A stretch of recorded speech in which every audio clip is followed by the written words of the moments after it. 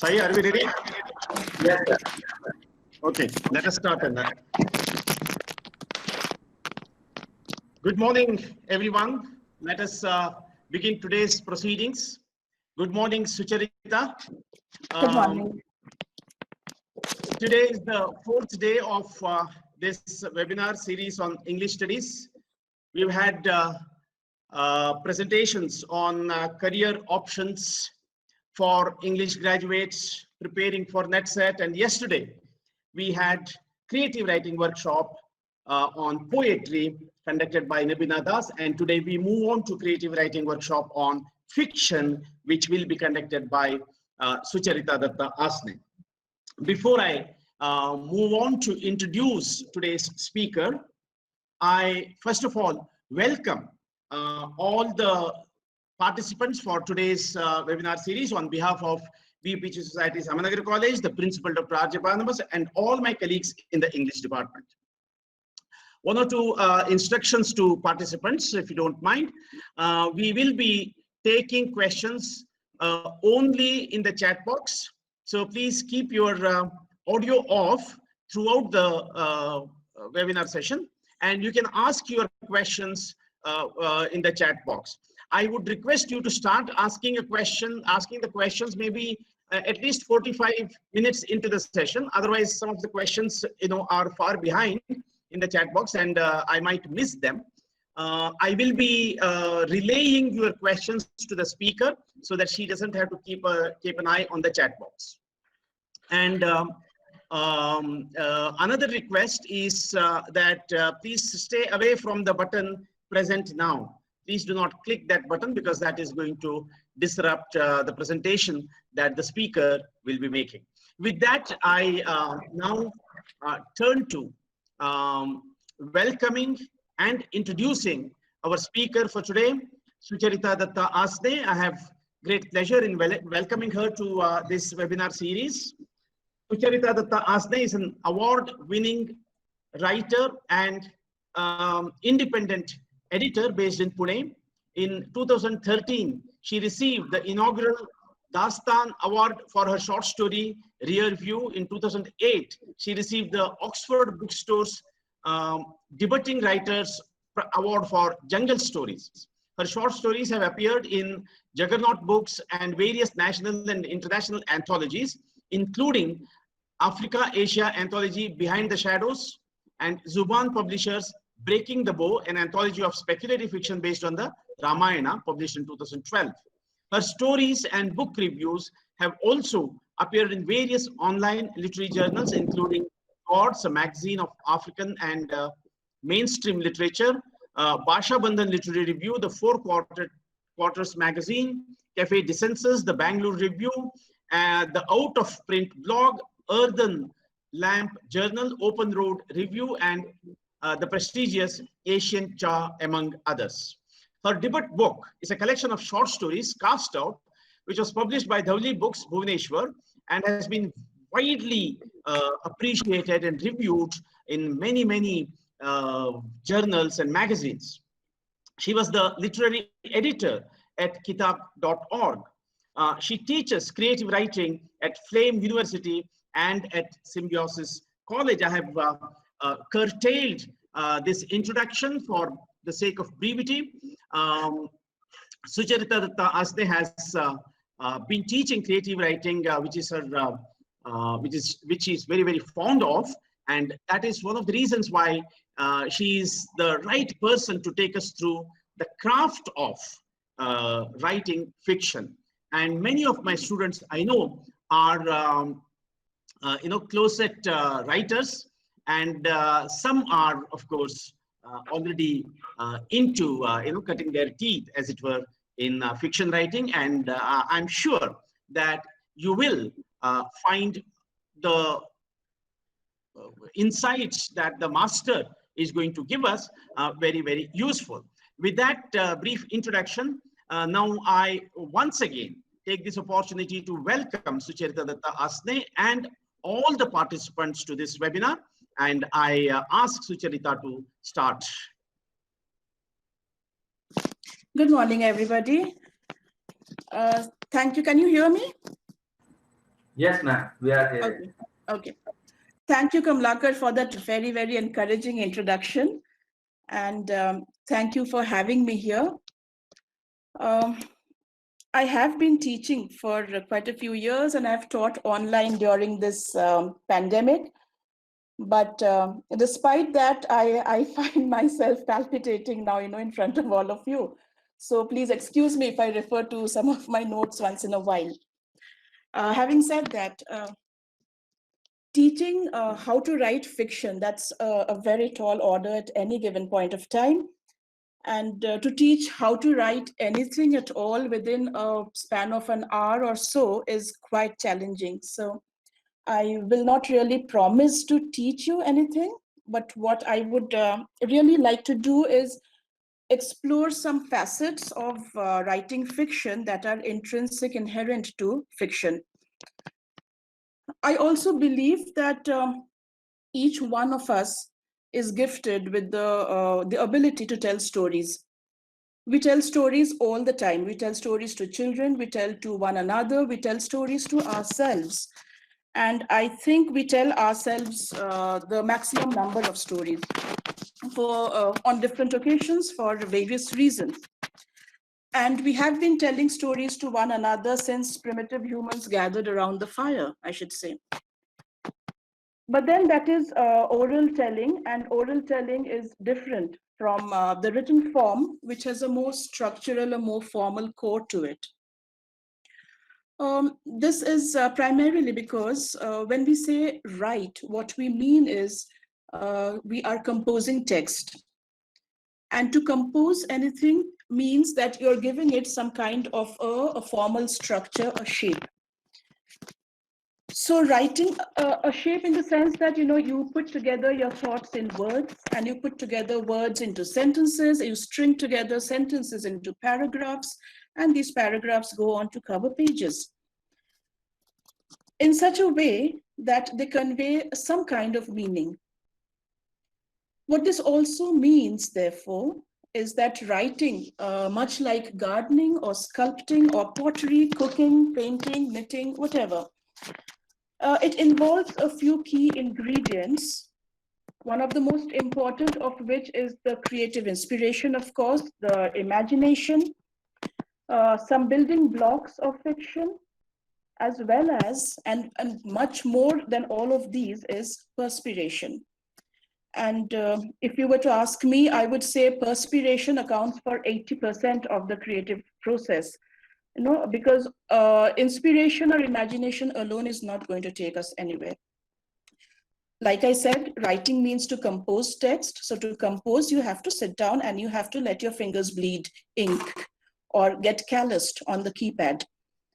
We cannot just say, okay, I've imagined such and such a thing, I've written it down, and okay, this is exactly the way it should be read. Most often you will realize that first drafts are what we call the shitty drafts.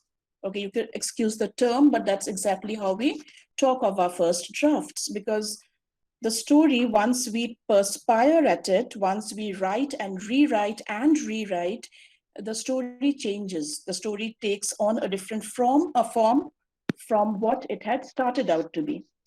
Okay, which is why I say that 80% of the process is perspiration. Because it is also because when we tell stories, each time when we tell a story, we are creating a world. And we share this world with those who read the story. This is the world in which the readers immerse themselves. And as the writer, we have to make sure that this world is created as well as it's possible for us. Otherwise, we would be betraying not just the reader, but also the writer in us. We would be betraying the story. We would be betraying its scope, potential, the characters who inhabit it, the places that live in it. So we have to be careful that the story we tell gets its full potential in the way we tell it. So what do we need for that? We need patience. We need imagination, of course. We need patience. We need the creative instinct. We also need objectivity to step away from the story. And beyond all this, we need a few building blocks for this world that we are going to create. We will look at these building blocks in the course of this discussion, of course. But before that, a quick recap of what is fiction. And I'm sure all of us over here know what is fiction. It is basically a narrative form. It is largely from the imagination, but, and I will be using this term again and again, it is also our responses to the world around us, to what is happening in the world around us. Our creative imagination finds its source in our responses and vice versa. And also that fiction is written mainly in prose. It also spans many different formats and genres. So you have the novel format and the short fiction format. And between the novel and short fiction, you also have the novella, which is something between the novel and a long short story.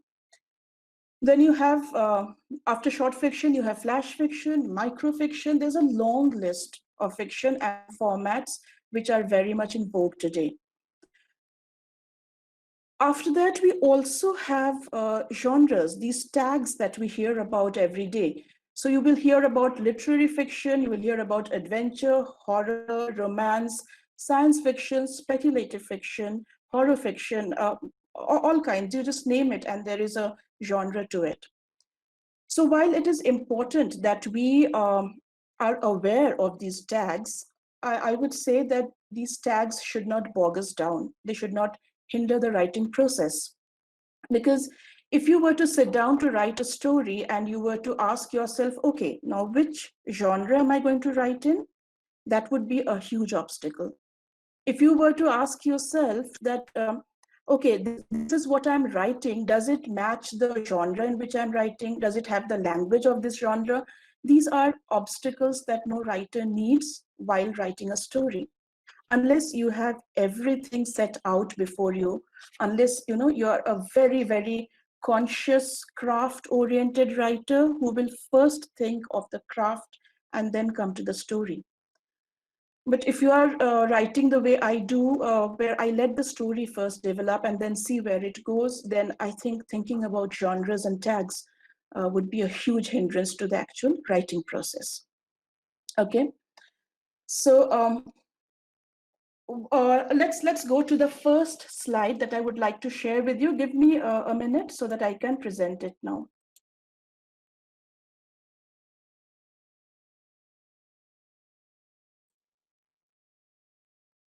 Okay, can all of you see this on the screen? Yes, ma'am. Okay. We need full screen, ma'am. Can I keep like this? Okay. Is it clear to everybody? Yes, yes, ma'am. Okay, okay. It's So perfectly. okay. So we have Ursula K. Le Guin, one of the best science fiction writers. She passed away about 3 years ago. What does she say about writing fiction? While we read a novel, insane, bonkers. We believe in the existence of people who aren't there.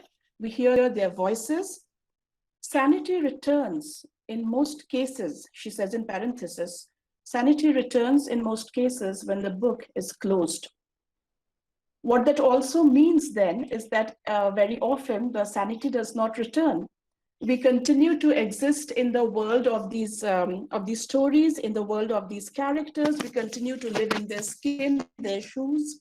We continue to hear their voices, live their lives. So why does a story affect us so much? Or perhaps why does it leave us cold? It is because of what I was talking about right now, about world building, building a world in which readers immerse themselves. And how well you build this world will determine how much your readers, how much this world reaches out to the readers, and how much the readers relate to it, get out of it. Okay, so fiction is about creating worlds, of course. It utilizes some narrative elements. What are these narrative elements? You have the basic building blocks, story and plot, characters, setting, dialogue and narration, the element of time, and you have something very, very important, the pivot on which fiction moves. It's called, I would call it need, but you could give it any name you want. You could call it conflict, you could call it some kind of an absence, a requirement, an urgency, a problem. You could call it what you want to. Okay, so these are narrative elements that live under a common roof, like people living in a house. This house is the fictional world, and it is very important that we create this world with a lot of attention and care. So the story starts in our imagination and in our response to the world around us. Now, let's just take this example, a very simple example. You're crossing a street, and as you're crossing a street, can you see the PPT on your screen? Yes, very much. Okay. We can. Okay. So let's take this very simple example. You're crossing a street and you suddenly hear voices. You hear shouting, people abusing one another, maybe one person abusing somebody else, people laughing. You don't see these people. And so you wonder, what is happening? Who are these people? Why are they shouting? What has happened? Are they fighting or are they having a good time? Is someone hurt?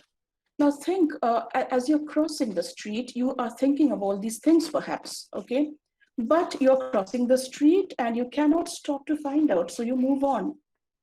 And then later, when you think about this incident and you ask yourself these questions again, you try to find answers in your mind and you already start weaving a story around it. What you're doing is you're responding to this incident that has happened, which you haven't seen but heard, and therefore it intrigues you much more. And you ask yourself many more questions about it. And as you begin to give yourself answers, each answer could have a perhaps tag to it. Perhaps such a thing has happened. Perhaps somebody is hitting somebody else. Perhaps somebody is injured. Perhaps somebody is, breaking a home. You think of many things, or perhaps it's a gang of friends just having a jolly good time. When you come up with these answers, what you're doing is you're creating a story, you're weaving a story around it. And what you have here, you already have all the elements required for a story, required for the fictional world.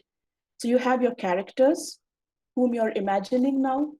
You have a situation that you're imagining. You have a setting, this road, a corner of the road that you haven't been able to see, right? You have a possible conflict, okay? And then in your mind, you could be thinking, if there has been a conflict, what could have been the outcome? And maybe you will try to provide this outcome that you're not aware of or that you know nothing about, okay? So you have already created everything that a story requires, the what if scenario, what next scenario, all of these things, right? Your story elements are already there. But this world of fiction, like I said earlier, hinges on something very, very crucial to it, something very intrinsic to it.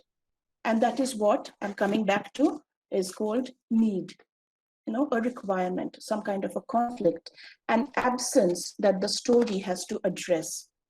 Okay, so you will find characters and plot work either towards resolving this conflict or move away from it or get around it, something. But this conflict, this need, this absence will remain the driving force of fiction. Without it, fiction may not be able to function.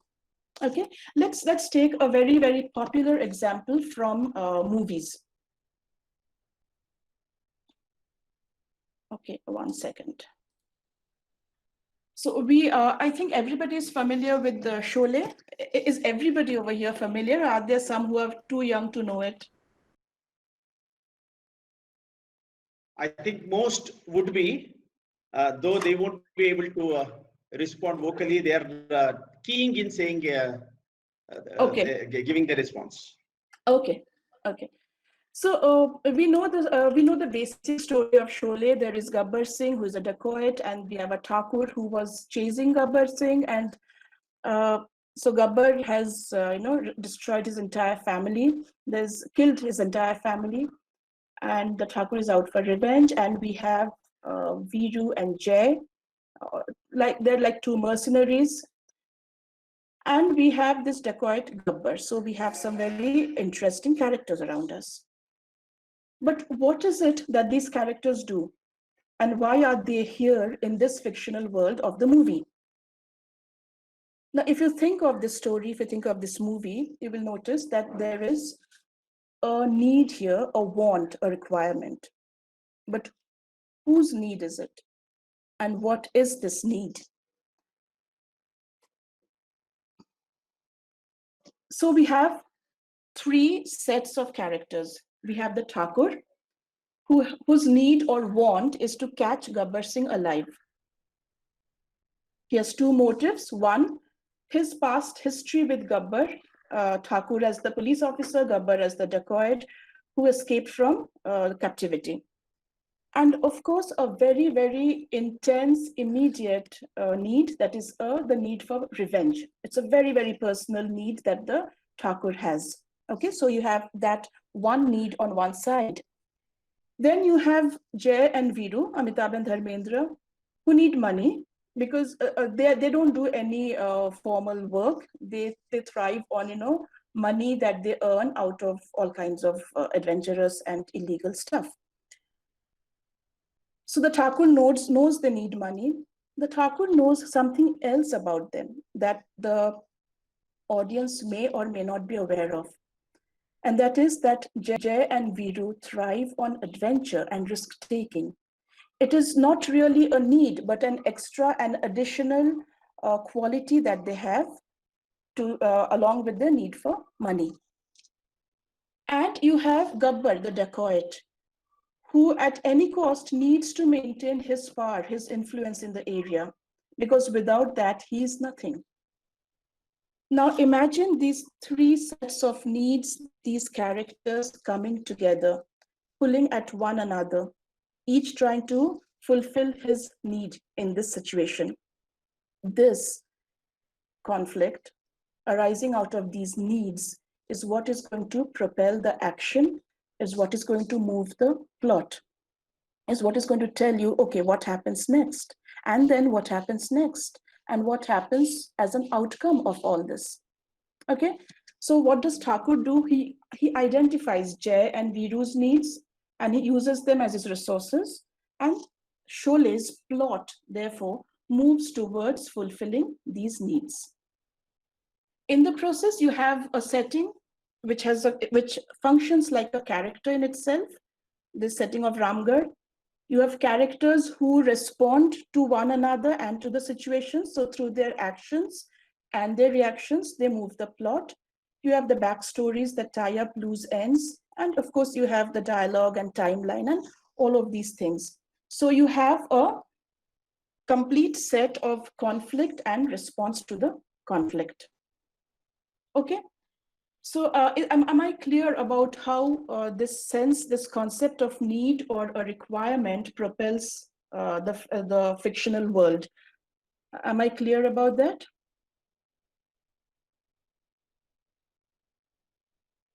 Yeah.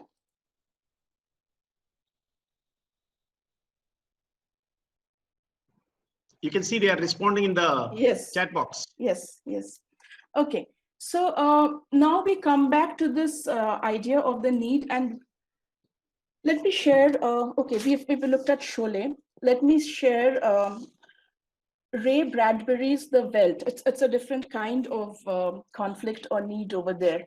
Ray Bradbury was a science fiction writer, and he has two very famous stories apart from other books. One of them is called The Welt, and the other one is Fahrenheit 451.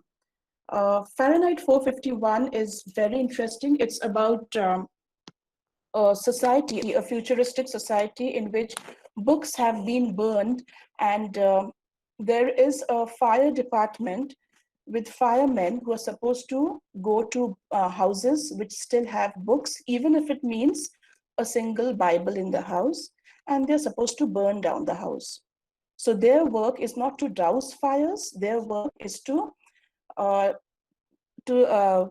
set fire to books and to houses which have books. Okay, so you have this completely dystopic world, and you have a fireman here who begins to question what he's doing.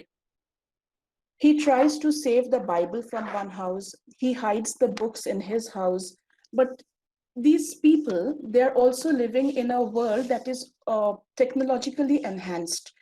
So they are more interested in watching screens that cover 3 walls of their houses rather than in books. And this is because some books had, some books had affected residents in a way that the government perhaps did not like. And so they said that, okay, we are going to ban books, no books in our society.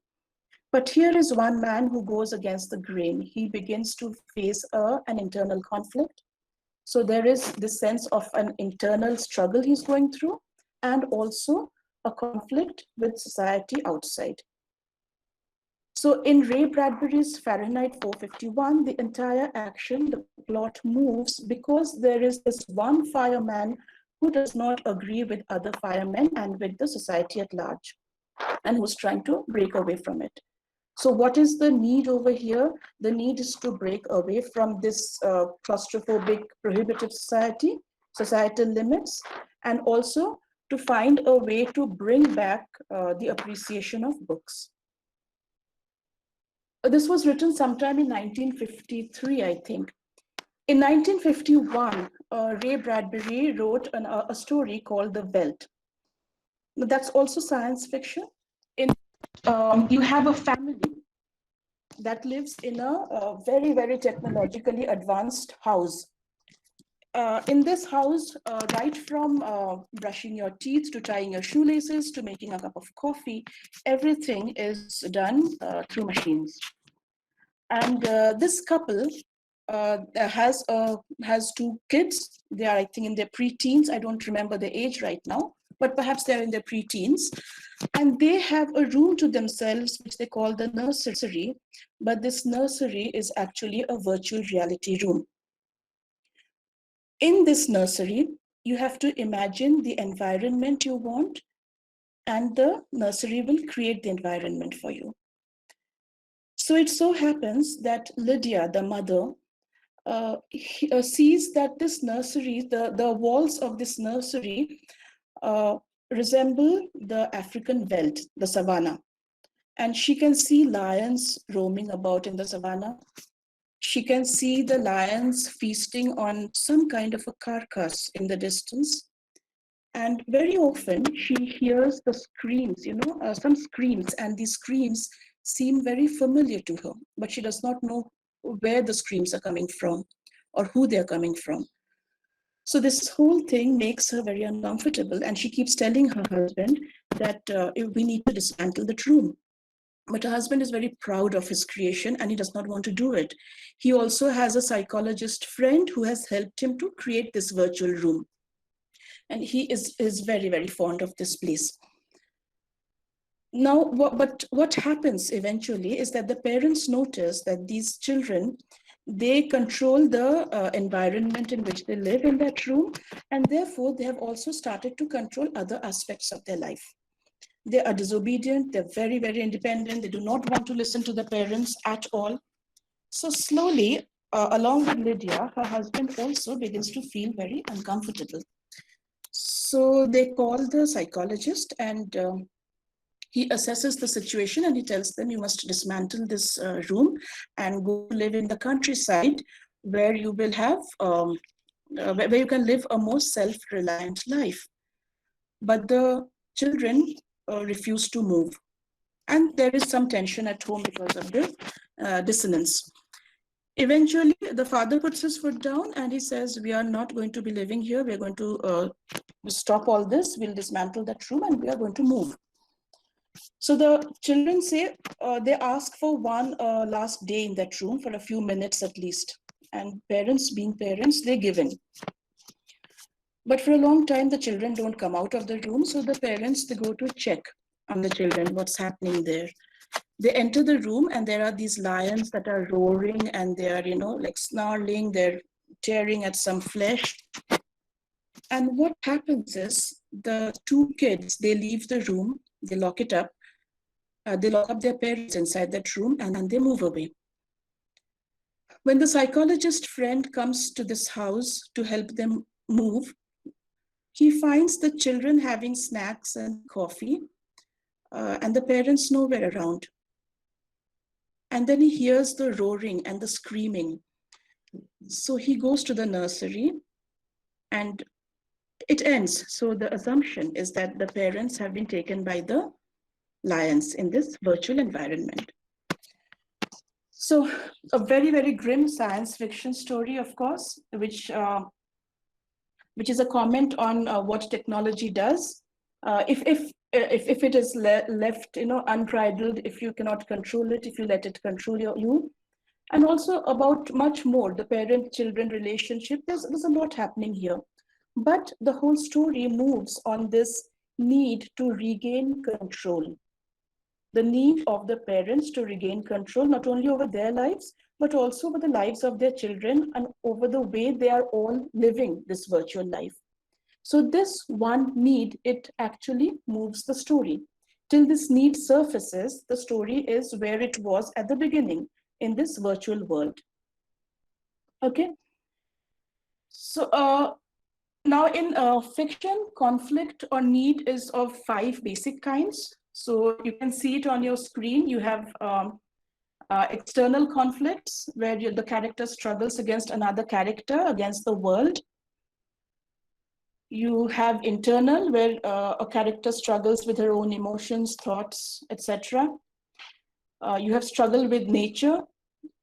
You have animal-human conflict and human-human conflict.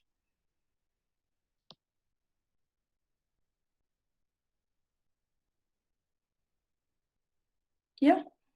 Okay, now besides need, what we also have to think of while writing fiction is this element of choice, the concept of choice.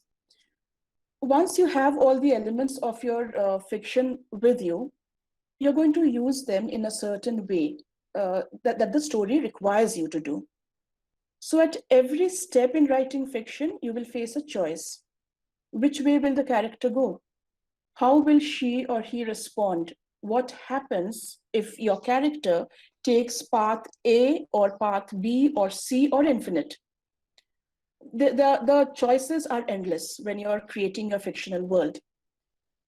But you have to keep in mind that whichever decision your character takes, whichever path your character takes, that choice will affect the next movement in the plot. Okay, let me share a personal experience with you about writing. Recently, I was writing a story on the lockdown, on the first phase of the lockdown. So I had to write on the theme of isolation. So I started writing. The character was in his late 30s. He was living alone, but he was busy with work, and he was kept busy by his office with work from home, and he had his own distractions, his own gadgets, and he had friends he could call up. So apart from not stepping out, everything else was in place for him at home, and he did not suffer from any kind of anxiety or anything. However, as I wrote, I realized that this character's response to the situation seemed to be stilted. It wasn't really moving well. So I stepped back, and when I began to think of it, I realized that the character, given his age and the way he lived, the work he did, the kind of social circle he had, accessible on phone and video calls and everything, he was reacting in excess of the situation, of his situation within the fictional world I had created for him. And so I began to wonder, what would a person who's much older, let's say somebody who is in his late 60s, 70s, 80s, but who is not unwell, who is agile, who is healthy enough, but quite old, how would such a character respond to this situation?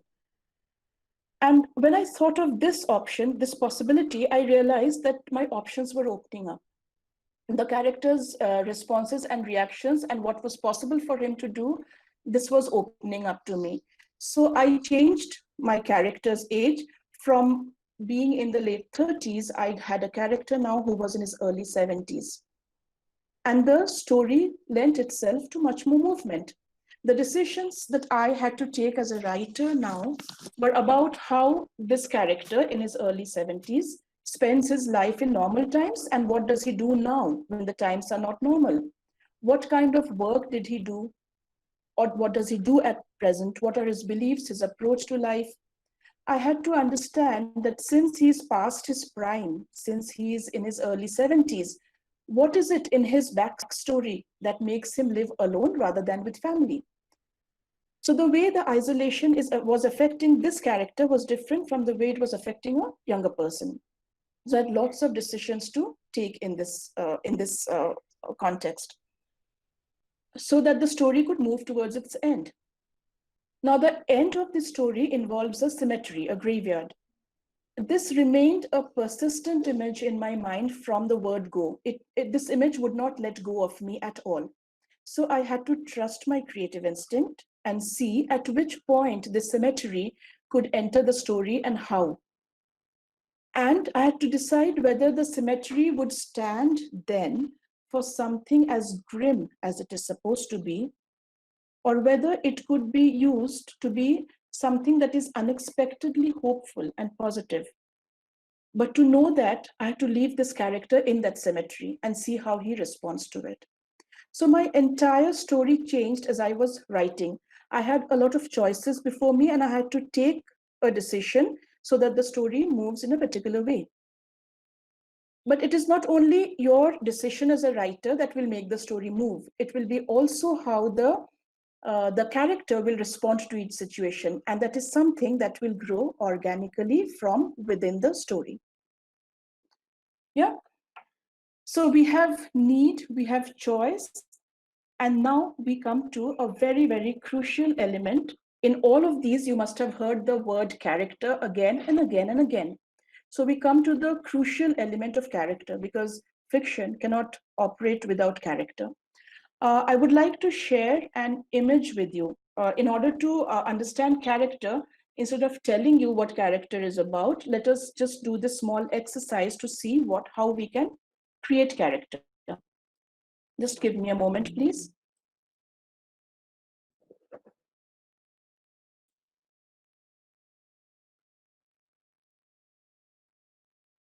Can you see the image on your screen?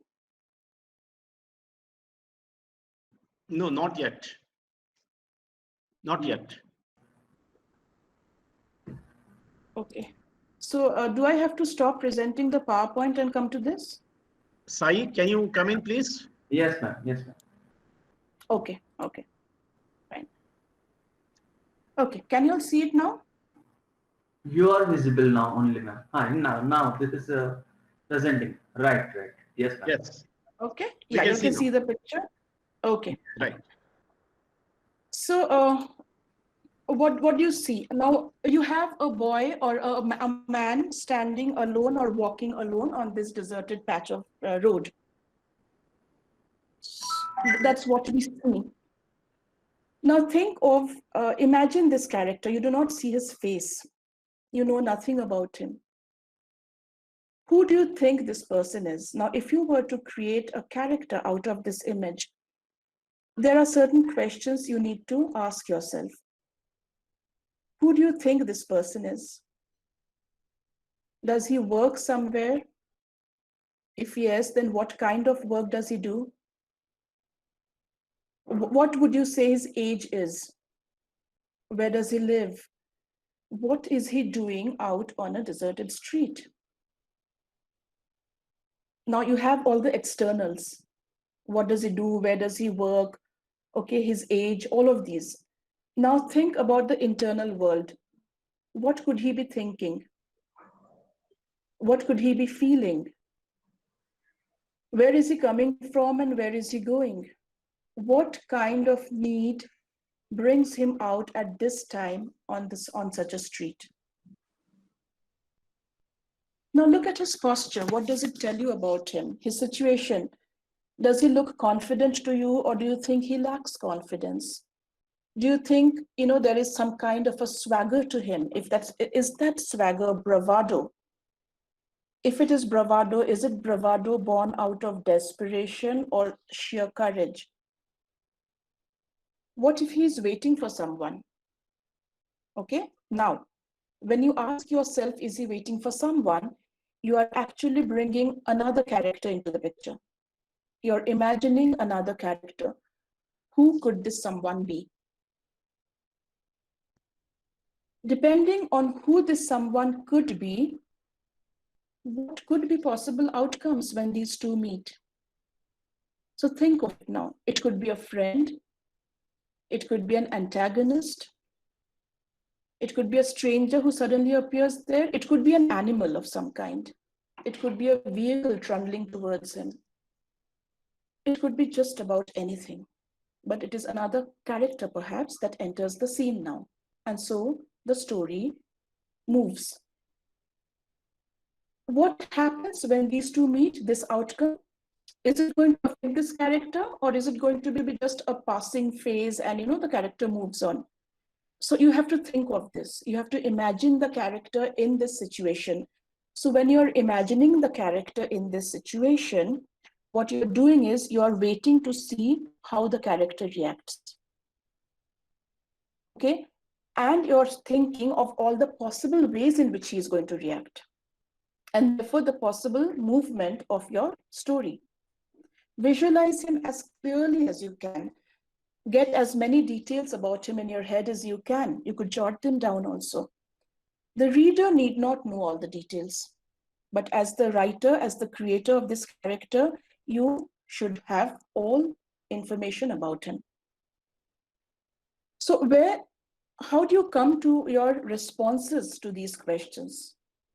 Whether we are conscious or not about it, we come to our responses through our responses to the world around us, how we look at the world around us, how we react to the events and happenings in it, our own thoughts, our tendencies, our ideologies, our beliefs, all of these things somehow subconsciously affect the way we think of our characters and of our stories and situations. Okay, now we have looked at the character. Let's turn back to the street again. Where do you think the street is? Now we are looking at the setting.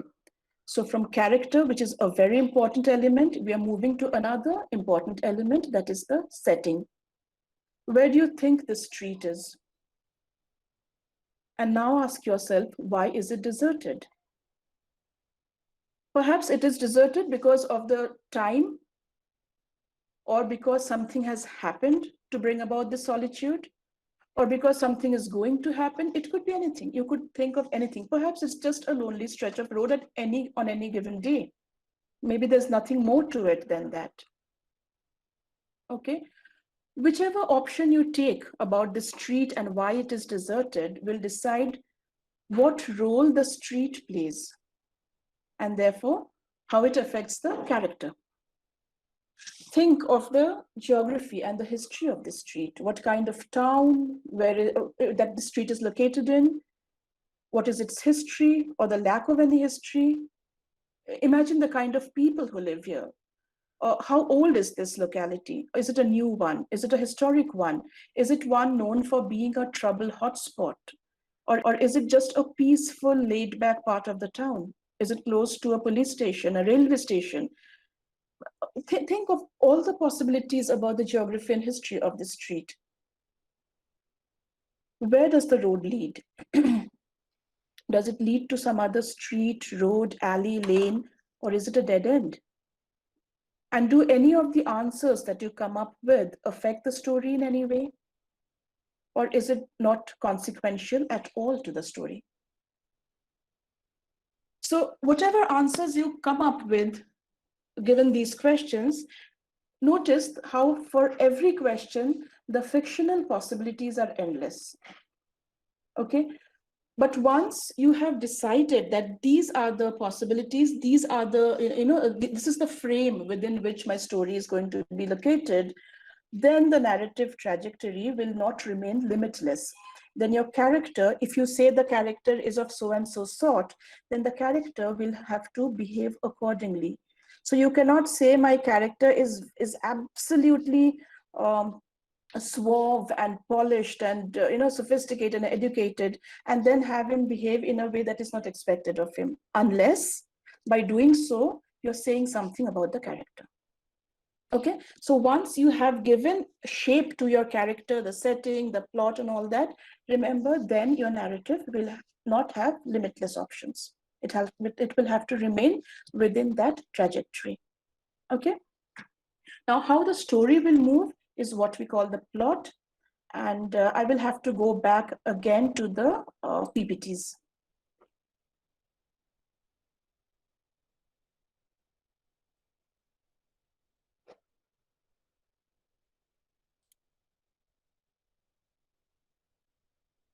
Okay, can you see the slide on the screen?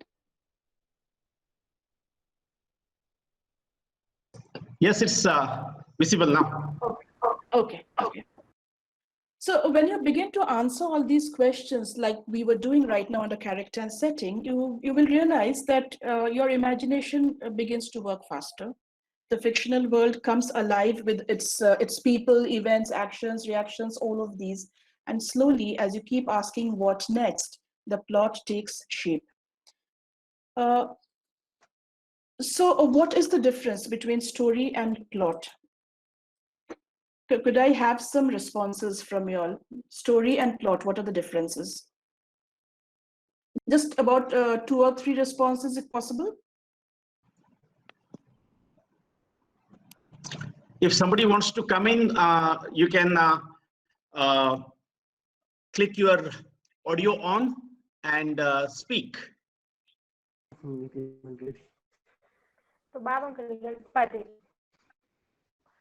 Okay, so Priya says a story is what happened. Anybody else wants to respond?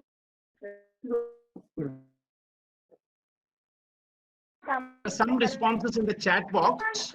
Yeah. Plot is the bare bones of the story. Bhargavi says plot is the bare bones, and Priya says a plot is how and why something happened. A plot has a causal relationship. Absolutely, yes. So you're right, absolutely right about that. So the story, the most cliched example of story, the most overused example of story is the king died, then the queen died. Okay, or you can say the girl and boy met. Is somebody talking? Somebody wants to say something?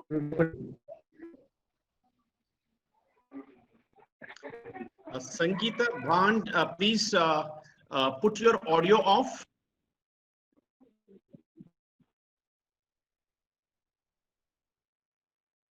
Okay, yeah, so Zainab,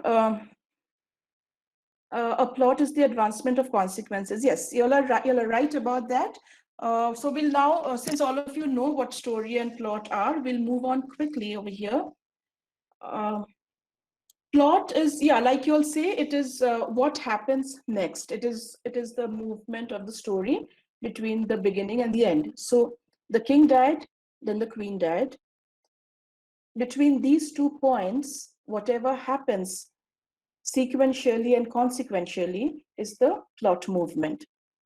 So we have the king dying, and we could say the queen died of grief. So we are answering the question, how did the queen die, or why did the queen die? But is this enough for the plot to move ahead?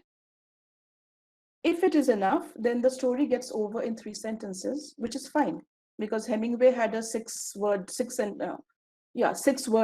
story also. But if we were to say that the king died, there were so and so and so and so incidents, the queen felt grief because of these incidents, and then she died.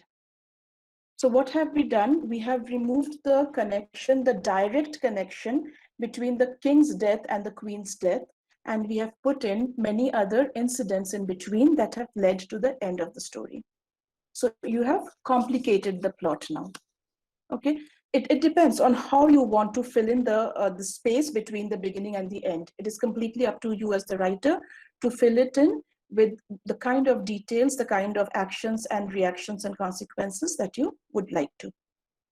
And as you fill in the details and the actions and reactions, you find that the plot takes shape. Every time you ask what happens next, why did this happen, the plot moves ahead.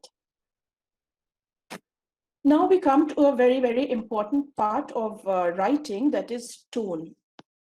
So you have your plot, you have the character, you have the setting, you have many other elements. How do you want to tell the story? What tonal quality do you want to bring to it? Now, this is something that you may not be able to decide at the very beginning, at the moment that you begin to write the story. This is something that will evolve. It is going to come through as you are writing the story. So, for example, if you have characters speaking, two characters need not speak the same way. They will speak differently. Okay, so you have a certain tonal quality come into the storytelling. So tone, as you can understand, is determined by the language you use. And rather than describe it, I would like to share some examples of how tone could vary. So I have a single incident that has been written using different kinds of tone. And I'd like to read those with you to see how tone can vary, and you can choose what tone you want to write as you continue to write. So let's go to this. This is the standard paragraph, but each time you will read it now, it has been written in a different tone. This is the tone of suspense. When you read, please pay careful attention to the word usage.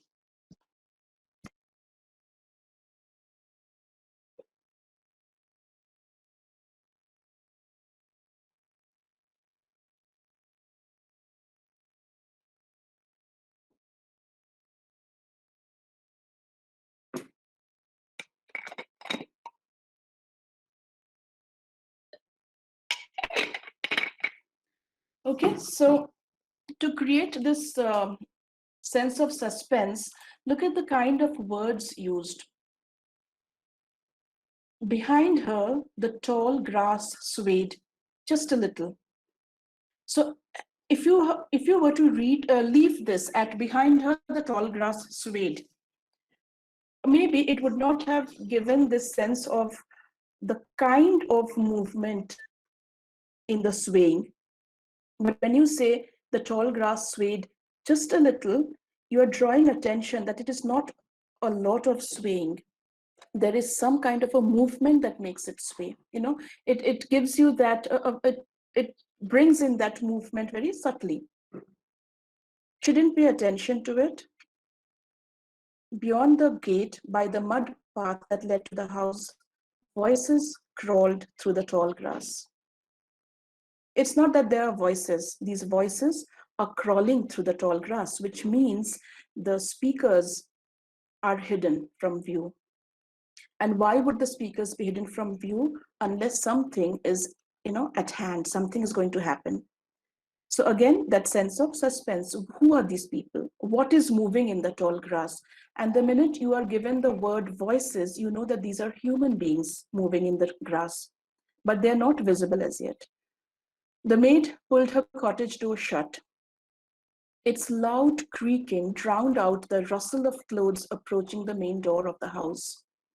Okay, so the reader has been told that people are approaching the main door. They are not yet visible to those in the story, and they are neither heard by those in the story.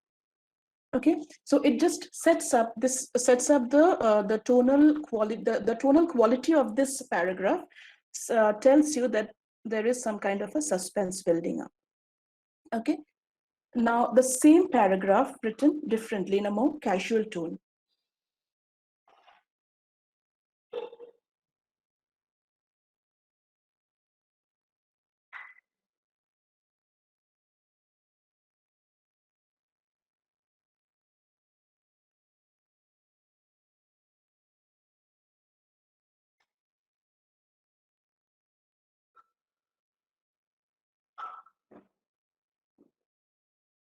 Okay, so in the earlier paragraph, we had an omniscient narrator, but here the narrator is the first person, and again, this is I don't think we'll have time enough for it today, but there is this difference between the omniscient narrator and the first person narrator.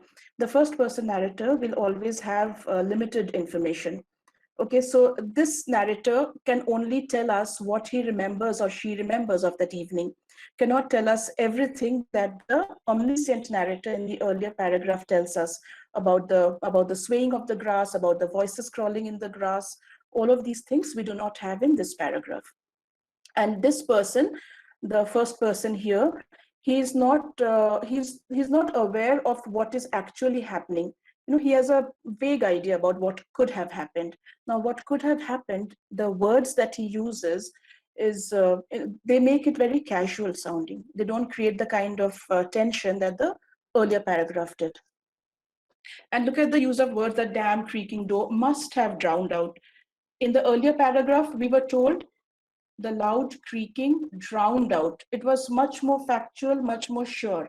Here, the creaking door must have drowned out. So, we are also uncertain, as the first person voice is usually. There's more uncertainty involved there. Now, this is an angry or disrespectful tone. Again, please look at the words being used.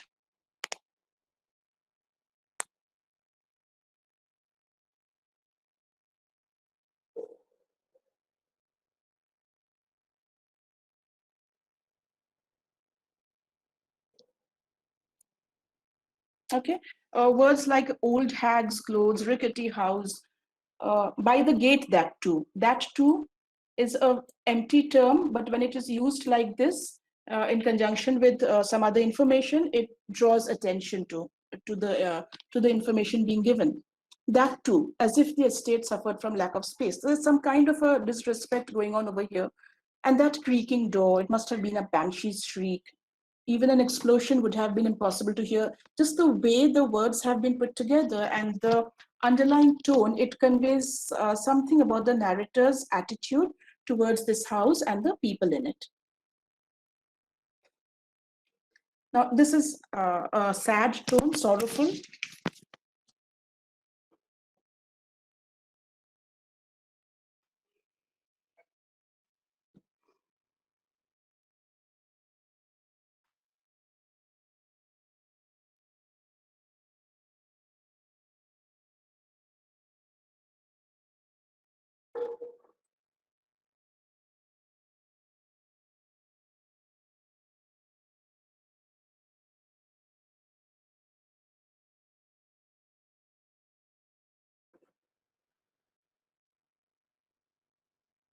Yeah.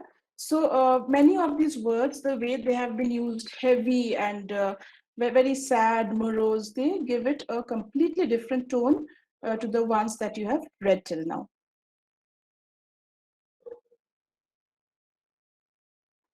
This is non-serious, whimsical.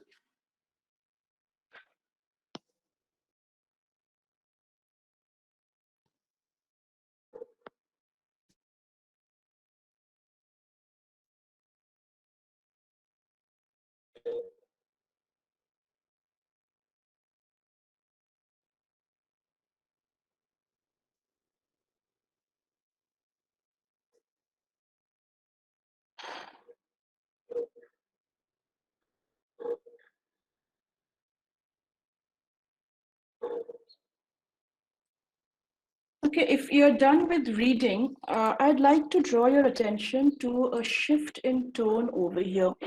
The first paragraph is quite non-serious, no? Look at the way the verbs have been used: skipped away, gamboled, or the description, a ribbon dangling behind her like a tail somebody had put between her legs. It's absolutely non-serious. Nobody's going to, think twice about what may have happened. And then in the last line, something happens, something changes. Taking their cue from the predictable noise, those waiting in the grass pussyfooted their way towards the main house. Two words, predictable and pussyfooted. although pussyfooted is a very lightly used word, we have predictable just before that. And that brings in the sinister nature of what is happening. Suddenly, from this lightheartedness to this sudden sinister, this tone of something sinister happening that comes across to us with just one word, predictable noise, taking their cue from the predictable noise. Who is taking the cue? Somebody, some human. Humans. Why predictable? It means that these people have been observing, keeping watch, and therefore they know what to expect. And the very sense of somebody keeping watch, of somebody, observing, that in itself feels very sinister. So notice how just with one word and a single line, the entire tone and the intent of this paragraph just shifts from lightheartedness to something really very sinister. Okay. So tone comes through very often, comes through from narration, of course, but the tone also comes through very often when characters speak, from dialogue. And the tones will vary from character to character, like we have already discussed that. It could also come across in monologues.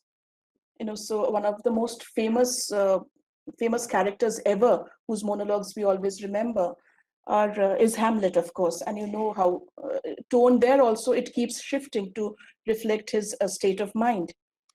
So you have dialogue and you have narration. You could look at dialogue and narration as two different kinds of drinks. So dialogue to me is like instant coffee. It takes you straight into the heart of the scene. Okay, it gives you instant information about the characters, about the situation, about something that has happened or is happening or is about to happen, whatever. Narration takes a little more time because narration involves more description, and therefore it takes time like tea to steep for its flavor to be revealed and to be enjoyed. Again, dialogue and narration, like every other element of fiction, requires a much more elaborate session. So we'll have to stop with that here. But I would like to share some examples of dialogue as well as narration with you.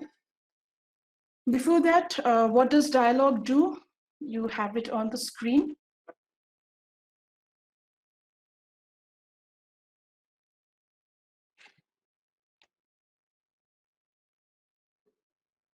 Okay.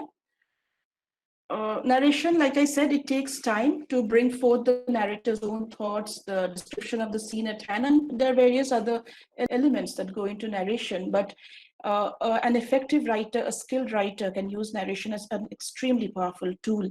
And one of the best writers we keep going back to learn from is Hemingway.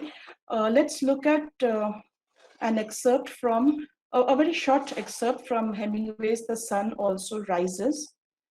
Okay, it was written in 1926, and it is about a group of American and British expatriates who travel from Paris to Pamplona to watch bullfights. Okay, it's called "The Sun Also Rises." Now, could you please read this paragraph?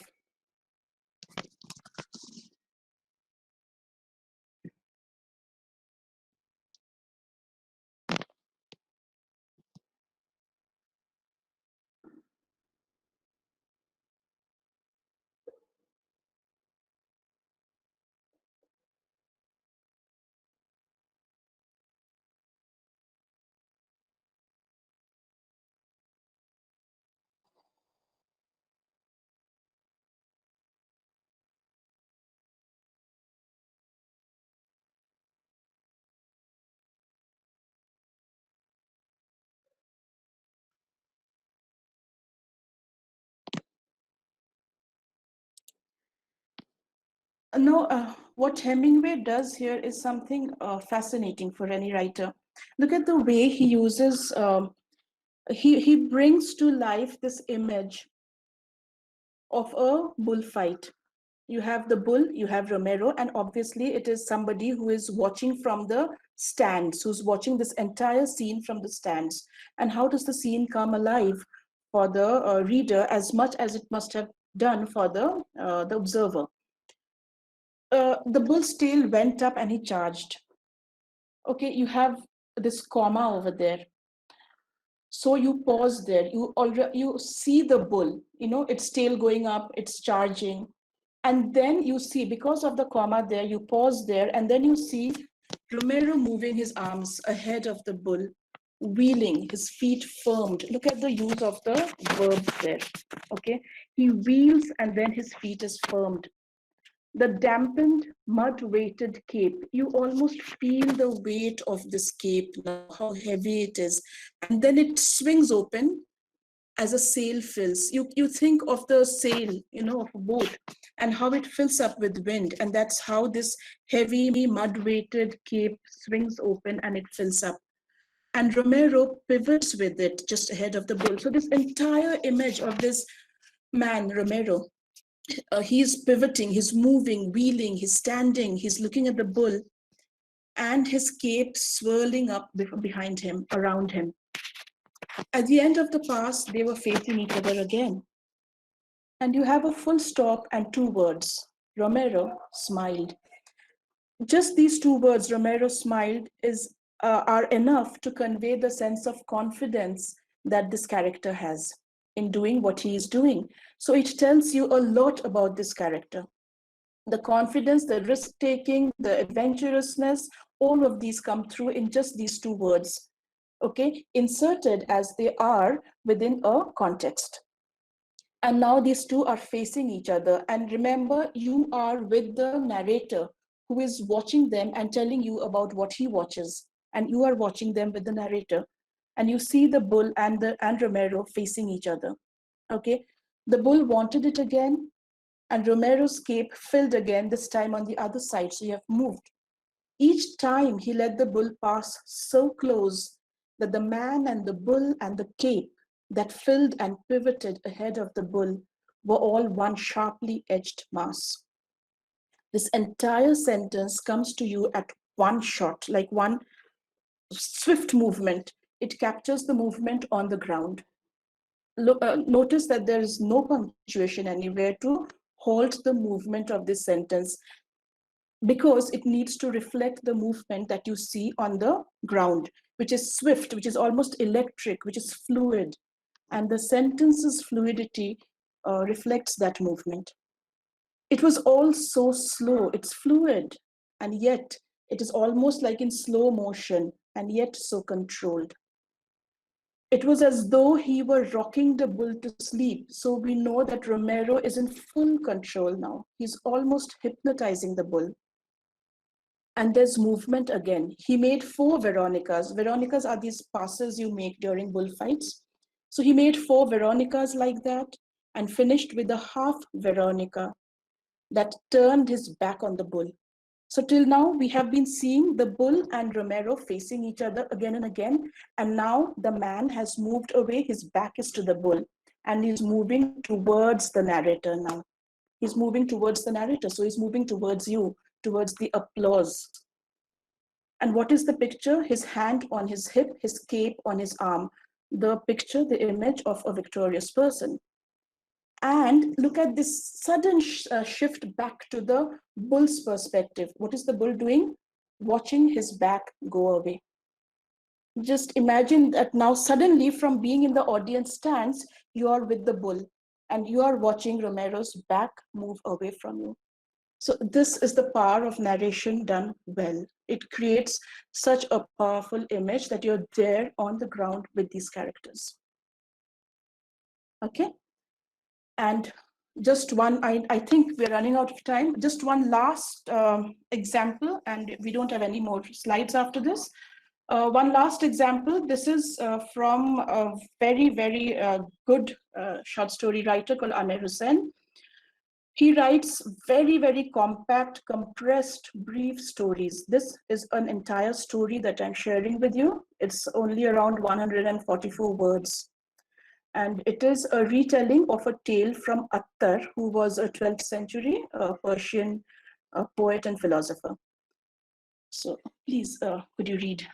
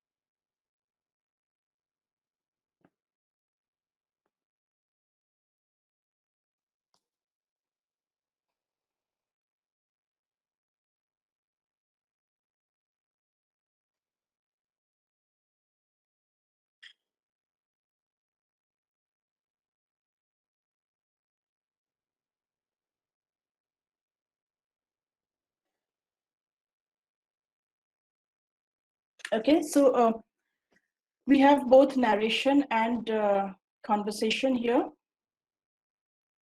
And 144 words, yet we get a story, a backstory, and we get character. We have Junaid with his understanding of hearts. That's all we need to know about him. He has disciples. And who is he? What does the narrator tell us about this character? With his understanding of hearts. What does he do? He orders 20 caged birds to be brought to him.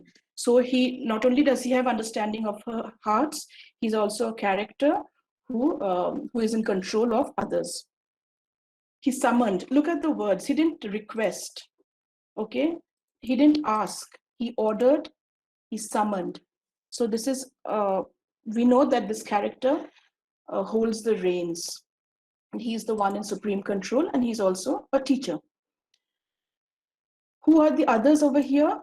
His disciples, who are jealous of one other disciple whom he favors above all the others. Okay, now what does it tell? Here is the dialogue from the story. Each one of you must now take a bird, kill the bird, bring it back to me here. He's given them a task. The disciples go away, they kill the birds, they bring back the cadavers, except the favorite who comes with the living bird. And there's just a simple question, why did you not kill it? And the disciples answer. The disciples answer alone. We know nothing about this disciple till now, except that he is favored by his master. Now we know his character from the response that he gives to his master. This one answer is enough for the storyteller to sketch the character of this one disciple. And then the story, it starts unwinding immediately. Okay, it starts wrapping up. What has Junaid done in the process? He has settled all dispute forever. The other disciples bowed their remorseful heads. So we know that these disciples are now remorseful. Okay, so we've added, earlier they were jealous, now they're remorseful. Look at how the entire story turns and comes back to the opposite position. Just two pieces of dialogue, instances of dialogue, and some narration in 144 words. So I'm done with the PPTs, and if there's anything that you all want to, if you all want to look at another image and work with that for a while, I'm open to it. Or if you want questions. Yeah. Kamlakar, one second. Yes. Kamlakar, I think I'll just switch off my video for 2-3 minutes and try and switch it on again. Is that okay? Okay. Yeah, that's okay. Yeah, it's showing me an unstable connection. Mm.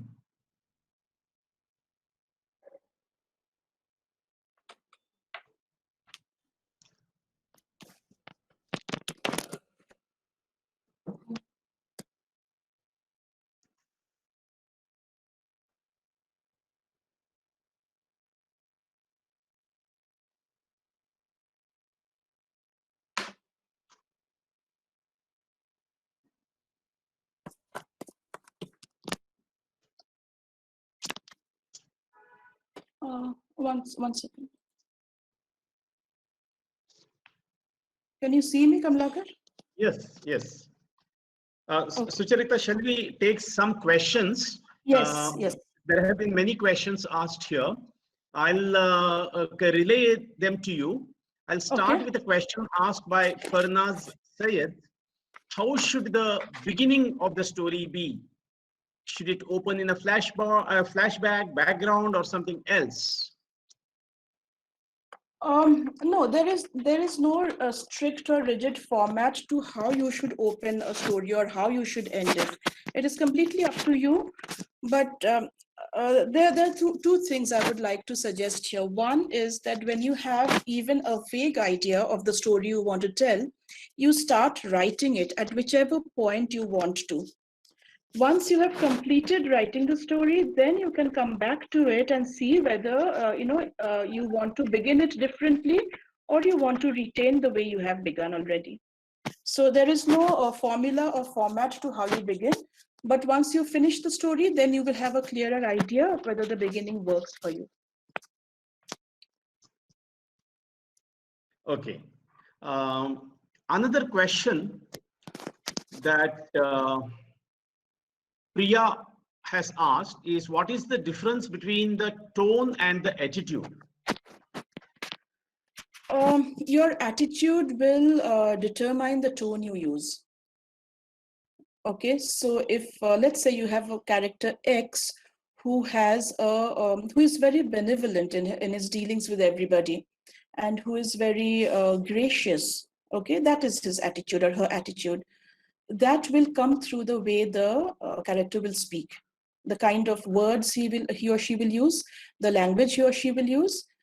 This will have nothing to do, hopefully, with the writer's attitude. It will have everything to do with the kind of person the character is, and therefore the way he or she speaks. Yeah. Akshinta Das wants to know, how do you create characters that are realistic and relatable? Okay. Realistic and relatable. That how do you create? Okay, you've asked about Jay and Viru. Jay and Viru are not sidekicks in the story, because without them the story will not move. So they are the central characters. Okay, you have almost 4 central characters there. Now about realistic and relatable, you will be able to relate to a character. Okay, before that, let me ask you, are you talking of realistic in terms of, speculative fiction having not realistic characters? Are you talking in that sense? Could you just come back on that, please? Is Akshinta there?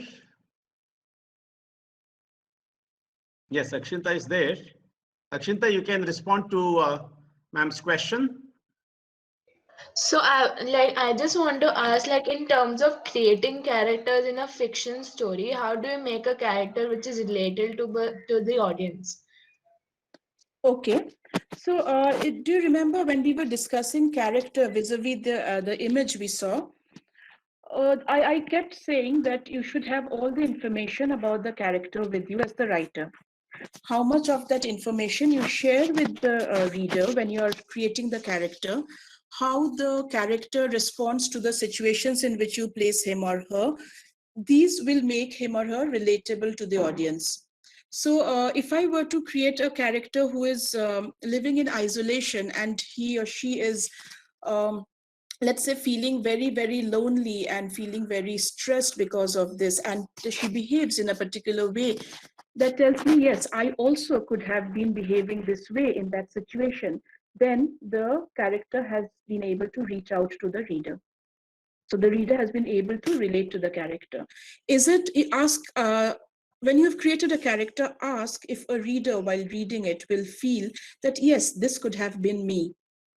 This is what I may have ended up doing, or this is how I could have behaved or responded or thought. So if the reader can feel this, that yes, this is how I would have behaved, then you have created a relatable character. And that will come through if you have a clear idea of the character in your mind. You have details and information about the character that, depending on what the story requires, you're able to include in your story. Yeah. Okay. Yeah. Dr. Parag Achole, my colleague, asks, as we are aware, the movie Sholay being a classic in Bollywood, which other movie fulfills the elements of fiction to near perfection in recent times?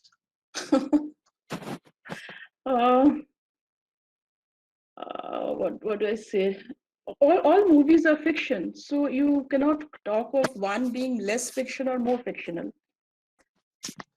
So I don't know how to answer that question, because all movies we watch are fiction. Right. Anjali Wagmare has a clutch of questions.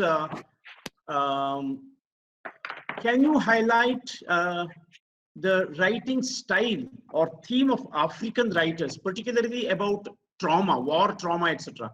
She has also asked two other questions. I'll relay them together. How can we improve and sharpen our writing? What is the difference between narrating and autobiography?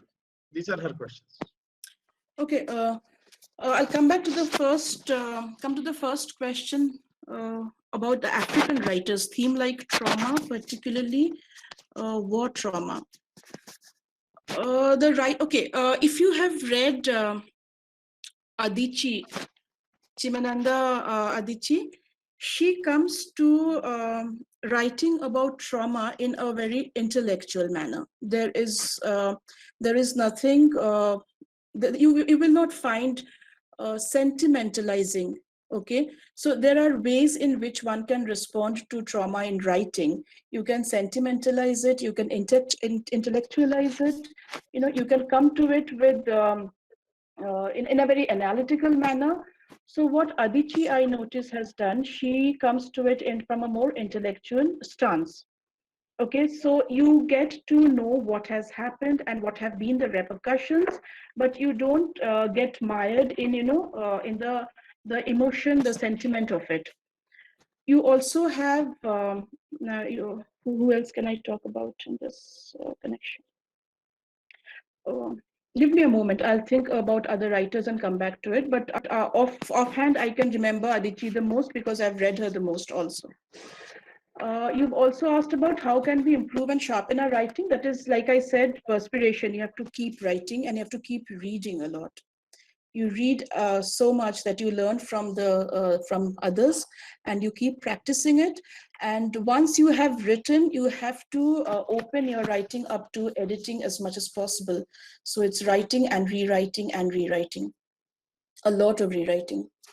And the difference between narration and autobiography, okay, the question should actually be between fiction and autobiography, because all kinds of creative writing involve narration. So even if you're writing an autobiography, there would be narration in it. Okay, autobiography or biography could be creative non-fiction, like it's called today, or narrative non-fiction. So narrative is there in all kinds of writing, all kinds of creative writing.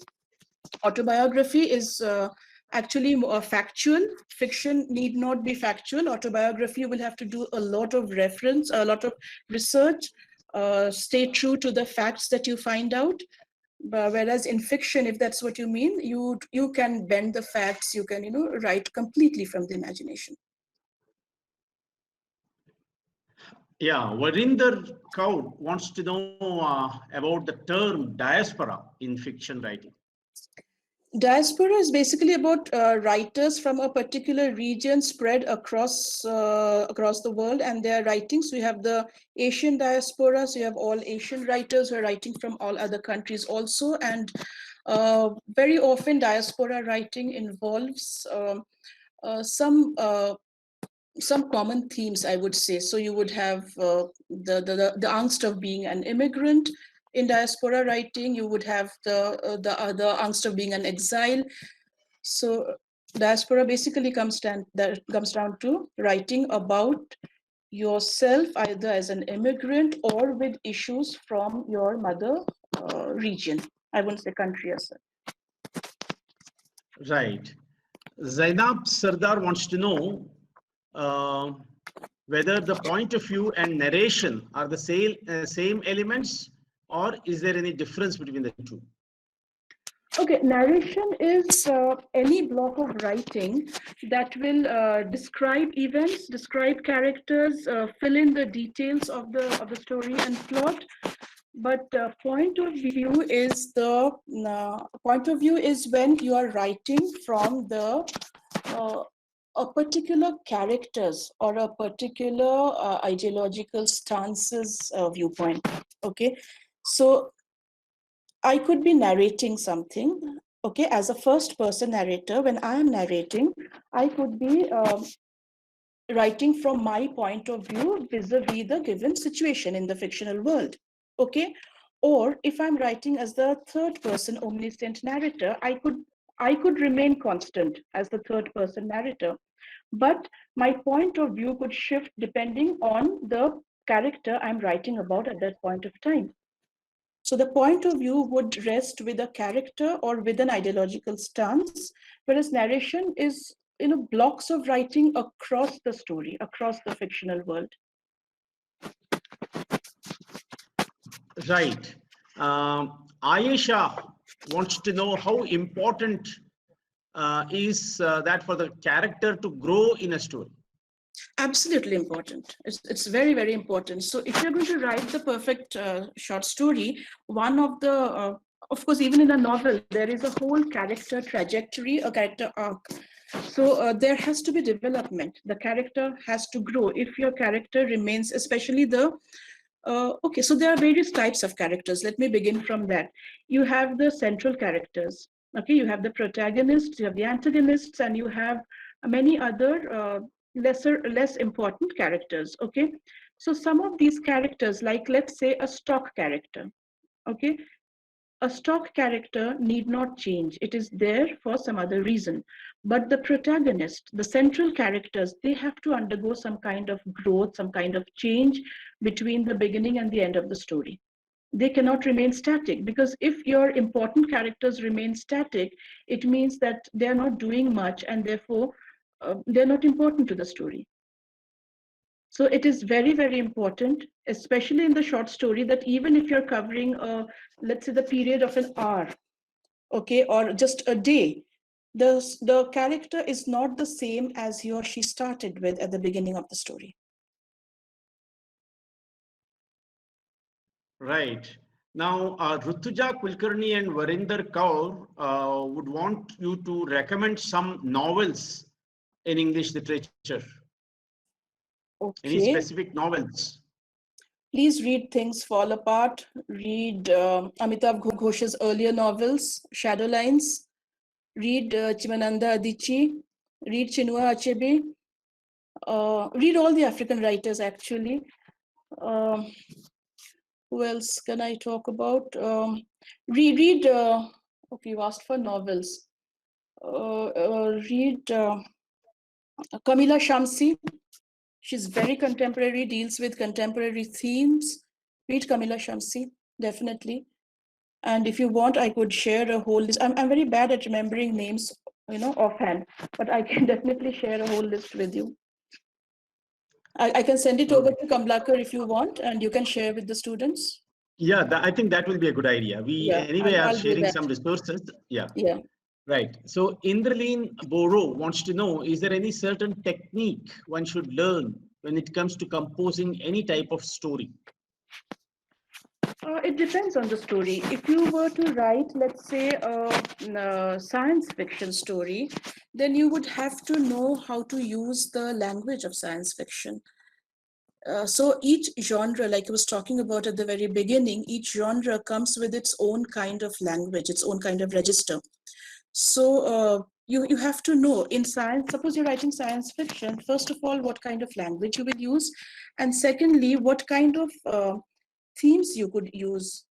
So that is very important. And also in terms of technique, if you were to do speculative fiction, for instance, you would have to know the limits of the speculation. You would have to know within that speculative world what all is possible. So you cannot write a realistic piece of fiction and bring in speculative elements into it at random if it doesn't fit in. So a technique, there's no way you can learn a technique, but there are certain elements you can bring in that fit that particular genre. Right. Sheetal Sharma Chavan, she wants to know, we have to be specific about 2 characters, or can we give some weightage to the rest of the characters? If it's a short story, you will have to do with fewer characters than in a novel. In a novel, you can give as much weightage as you want to any number of characters. Of course, you have to also, keep in mind that too many characters might crowd the reader's mind and the pages. So you will have to decide on which characters you give weightage to, but there is no restriction as far as the novel is concerned on just 2 characters or 3 characters. But if you're writing a short story, then definitely it has to be 1 or 2 characters, because the short story is restricted in its, in its resources. So if you have too many characters in a short story or too many plots and subplots, then you would be crowding the short story, and it does not really work, because short fiction works on the basis of the unities, of time, place, action. So you cannot have too many strands and too many people in it. Right. Now, Rutuja Khandwe wants to know, do we have to follow the 3 unities in novel as well, like in drama? The novel works very differently. So in novel, you can be much more expansive.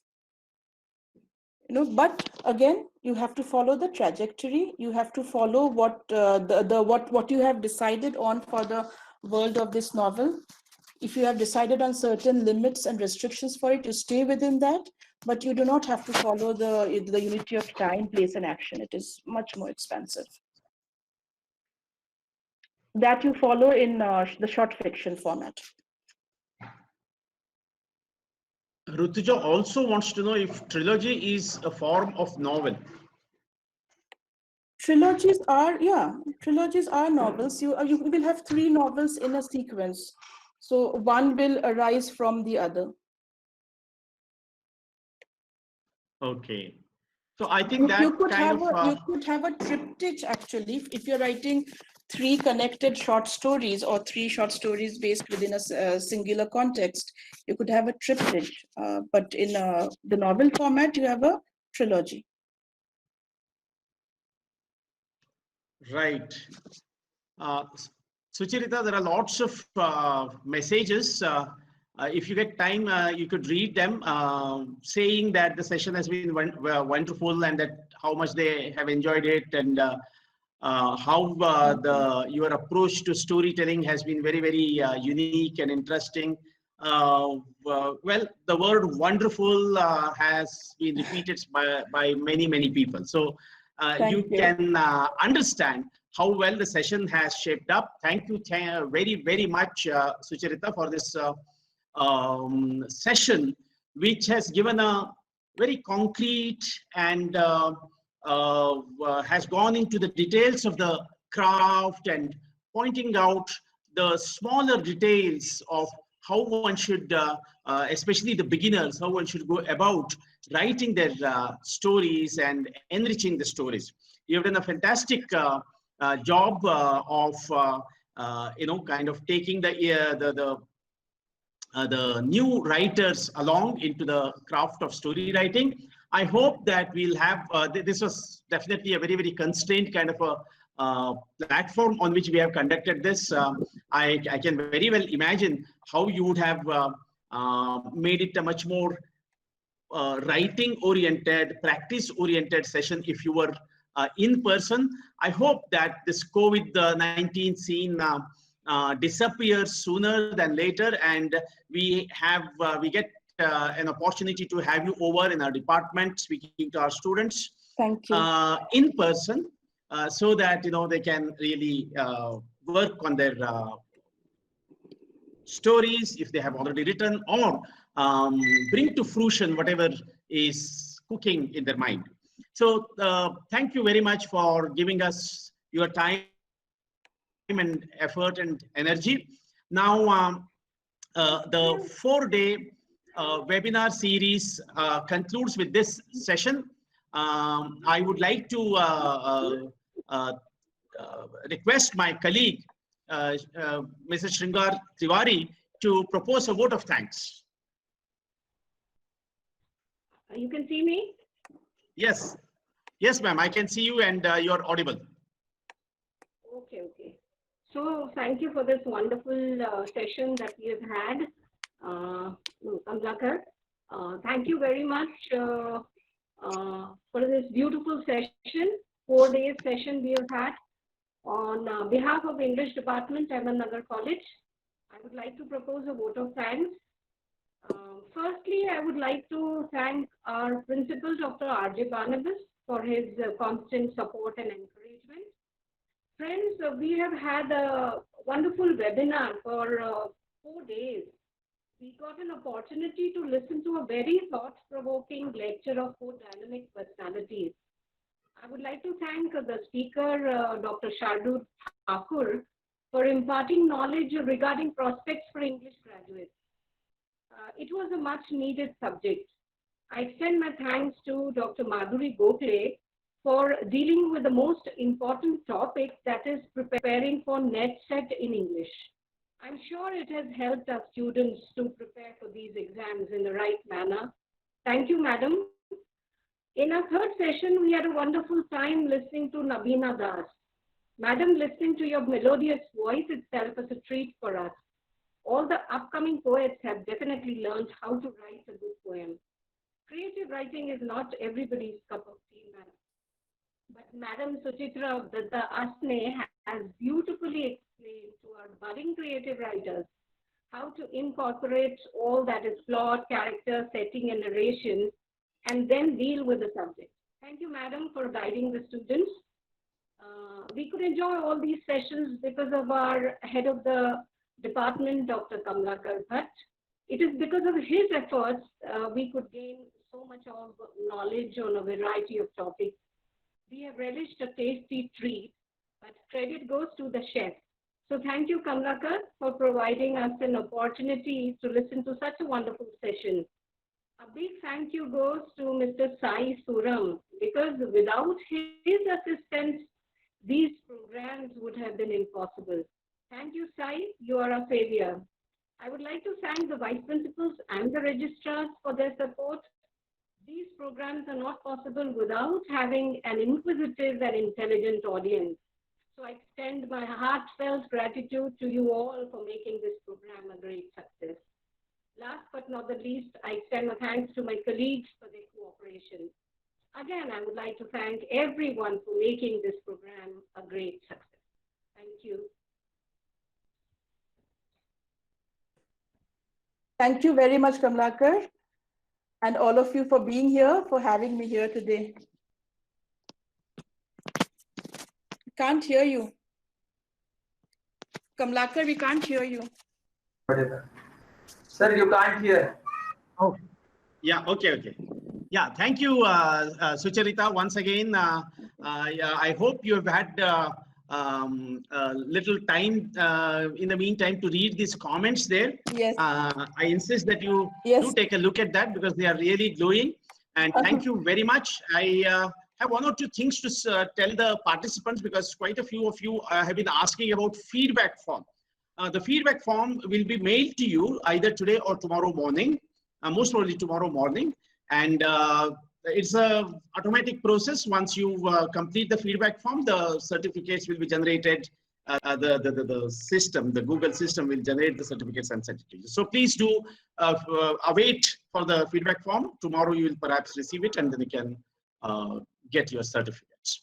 So thank you everyone for your participation in this. Your very active participation in the 4 days, and I must add my voice also to Tiwari Madam's voice in thanking our principal and all our colleagues and the administrative committee, especially also Sai, because Sai has sat through all the sessions in these 4 days and has been a troubleshooter throughout.